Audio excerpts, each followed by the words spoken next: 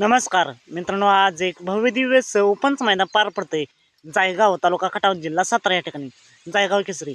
आणि या मैदानात सेमी क्रमांक 6 सुटला.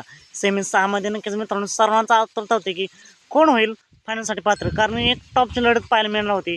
ते म्हणजे विठ्ठलनांचा हरण्या वर्सेस लारा वर्सेस बकासूर आणि कंदूरचा राजा.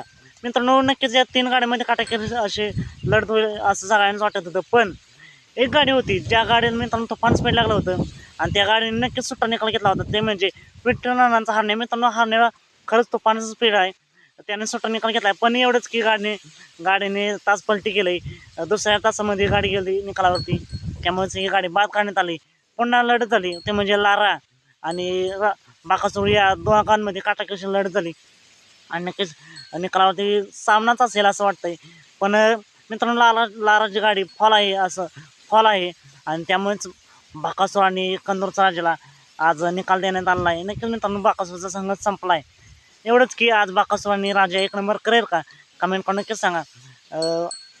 हरण्याला आणि लाराला पुढे मैदानासाठी खूप साऱ्या शुभेच्छा, तर बकासूर आणि कंदूरचा राजाला फायनलसाठी खूप साऱ्या शुभेच्छा. चला तुम्ही भेटू पुन्हा एकदा अपडेट्स भन्नाट अशा नवीन व्हिडिओमध्ये.